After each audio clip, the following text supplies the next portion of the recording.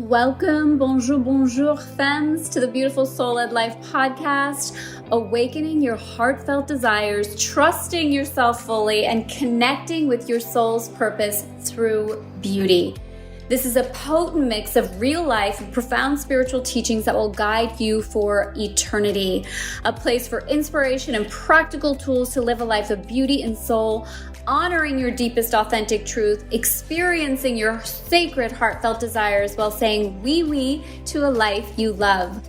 I'm your host, Tara Marino, founder and CEO of Elegant Femme and the Femme Types, a multi-million-dollar business, creator of Tara Paris fashion label. I'm also a wife, a mom of 3 boys, 2 on earth and 1 in heaven, and I'm here to support you in remembering it is only beyond shame, guilt, and the illusion of unworthiness that truth lies. That is why you've been chosen, because when a soul remembers her beauty, she remembers her wholeness. On y va. Let's go. Welcome to the Beautiful Soul-Led Life podcast. This is Tara Marino, and it's been a minute. So the last podcast we did was towards the end of February. And I took the entire month of March off to rest, to connect, to rejuvenate, all of those good, beautiful things. And I had a gorgeous month. Thank you so much for all the love. I connected with a lot of health opportunities that I had. And it was really beautiful and profound. You know, so often we don't take the time and the space that we need to really listen to where we're being called in the next chapter of our lives. And sometimes we wait unintentionally for something to come into our lives that gives us the reason / excuse to take that time, whether it's a health thing or some other event that we have in our life that shakes us up a bit and says, okay, it's time to really listen. So thank you for all your love and support last month. I hope you're doing absolutely amazing. If you're brand new to the podcast, welcome. And if you've been with us for a while, even for a minute, welcome back. So today I want to speak about what happens inside when we do take that time in that moment to listen. I had a really beautiful, really important conversation recently with a private client. And she said something so profound. She said, I need to give up good in order to allow great. And she's talking about a specific transition in her life, in where she is. And what it is that she knows, her heart knows, her soul knows that she wants to experience next. And I feel like this is something that so many of us, if not all of us, can relate to. And there's this discernment, isn't there, between just the consumption, which we've talked about a lot inside of the Beautiful Soul-Led Life podcast, like the feeling of, oh, it's not enough, versus that beautiful discernment and distinction inside of our heart that says, there's more. There's a deeper unfolding experience.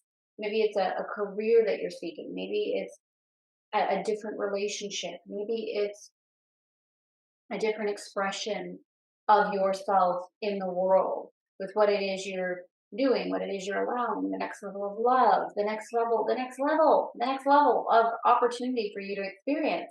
And so often we hold on to what we have, especially as successful women. I feel we reach a level of success and it's good. We can see how far we've come. We can remember where we were, where we started in the beginning. We have that beautiful hindsight of gratitude, of experiencing the thing or the things that we always wanted. And then we get there and it's good. And yet that temptation to settle for good instead of great. And this reminds me of a similar kind of conversation. If you've ever read the book, The Big Leap, which I love. Gay Hendricks talks about the difference of the zone of excellence and the zone of genius. And very similarly, if the zone of excellence is where we're good at. And the zone of genius is like what we're great at. So what I want you to feel into, and what I'd like to bring forward today inside of the Beautiful Soul Led Life podcast is the places inside of your life where you're settling for the good. And I know it's just even saying that for myself and my own ego, I'm like, oh, we're supposed to be grateful for the good. Don't say it that way. And so feeling into what I really mean.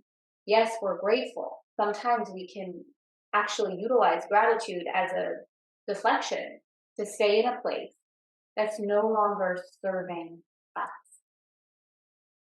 That's no longer serving. So feeling into right now, where are the places in your life where you might be settling for good when you're really, really being called into great? And this is really scary because we don't want to give up the good. There's a feeling that, well, if we give up the good, what if we fail at the great? We're good. Maybe good is good enough. But there's that ache that we have of like, no, good isn't good enough. We're here to be great. We're here to live into our excellence. And all of that occurs in the present. That awareness, that discernment. If you're sitting here listening and you're saying, well, I don't know. Am I living into my good? Am I settling for my good? Or am I open to my greatness? This is something that really came forward in the month that I had off. There was this beautiful silence for me to really have some deep conversations with myself. I was off social media completely. No Instagram, Facebook, wasn't in Elegant Femme emails, none of that. Dave took over as the CEO. And in fact, we will be having, I think on the next episode, a very special guest appearance. I think it's going to be on the next one about that conversation. But what I experienced myself during my month off was the potency of the desire energy and where it's actually present for us in our lives. And something that I started to play with, and I'm going to be talking more about, is the seduction of the now. The now, the anticipation of what is fueling us now. Because we get stuck in the good and we don't allow the great because we are actually living in a past experience of what was fueling us. And we all know the difference, right? The place of us that's reaching into that evolution, that's reaching into that greatness. And then we get to that situation, we get to that conversation, we get to that amount of income, we get to that level of client, whatever it is you're reaching into, and then it starts to become, yeah, this is good. And the reason we stay in the good and don't keep reaching into the great is because we forget the seduction of the now. And seduction, by seduction, I mean the anticipation, the hope, the desire energy of what it is we're really being called to experience in our greatness. And we start to live in the good, which is really wrapped up in past opportunity, the past situation, the past that was so good. I've done this. I've so done it. And really, and I don't know if it's a middle age thing, honestly, or if it's just intensifying because my middle age is now. So you might be listening and saying, I'm not middle age yet, and I really relate to this. I'm feeling an intensity around this in my own formula and with the clients inside of Elegant. This real precious awareness of how short life is, how much time we really have that we don't know about, and the places inside of ourselves where we have gotten stuck inside of good versus allowing the great. And the gorgeous thing about this, when we look at this through the lens of your beautiful soul-led life, is being brave enough and courageous enough to define your great. Because another version of you, an older or a younger, I should say, a younger version of you may have seen your greatness in a certain way that you've already lived into, and now that doesn't fuel you. Society has an idea of what greatness looks like, and it typically always involves more money, more things, more fame, a bigness on that kind of scale. And that may resonate with you. Your greatness might look like that. Your greatness might also look for you like something that's really different than the norm in society. Maybe your greatness looks like really slowing down. Maybe your greatness looks like creating so much space in your life that you're not attached to needing to do or perform. Your greatness might look like taking a huge, seemingly risk in your career and starting something brand new. When our egos say, but we're good in this career, we're pretty good, making pretty good money, pretty good, it's all pretty good. But the greatness might be like, oh, what is setting your soul on fire? That kind of greatness. The kind of greatness that, can you imagine if, and again, this just requires a beautiful level of courage to really sit down with ourselves and say, what is the version of my beautiful soul-led life that's vibrating on the frequency of greatness versus the version of my beautiful soul-led life that's vibrating on the frequency of good. And the interesting thing, and Gay Hendricks talked about this a lot in the Big Leap as well, we typically get a lot of attention for our zone of excellence, where we're good. Typically in this energy, in this frequency, a lot of people depend on us. A lot of people like us being good in that space. They benefit from us being good. And the idea or the perceived risk of us moving into our greatness, our excellence in a bigger way, the desire energy that's so huge, can really unnerve not only us, but it can unnerve the people in our life that are closest to us that really benefit from us being good.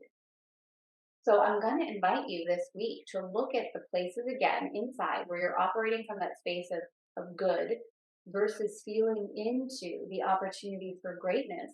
And also the people in your life that may unintentionally be supporting you in your goodness, and also supporting maybe some of the fear of you moving into your greatness and living into that greatness. And really see if you can gift yourself that listening, that space inside of how you are now in your life and what it is now that's really calling you forward. I feel like post pandemic, post the past few years, we've really tasted a bit of this deep listening, and a lot of people during that time frame made big decisions, consciously or unconsciously, to move in the direction that they were really being called. And yet they moved in the direction maybe by force versus by choice. And so what I'm inviting all of us into is to really look at the choice of greatness in your life and where it is you're really being called to operate inside of this. And we are going to be having a really gorgeous fall called The Seduction of the Now. And we're going to be having that free call inside of Elegant Femme. So if you would like to join us, we'll make sure all the information is here. If this conversation is supporting you, if it's percolating inside, if you're like, oh yeah, I'm on that cusp of wanting to move into the greatness, but the goodness is so freaking tempting that I'm holding on for dear life. That you're feeling more and more dissatisfaction when you're honest with yourself. We're going to be having a beautiful, just one day call, one call, who knows, it'll be an hour and a half or so, with a live transmission of the seduction of the now to support you in moving out of good and into great. So you can really feel that heartfelt joy hope, inspiration, and excitement for moving into and living and experiencing your beautiful soul-led life in the now.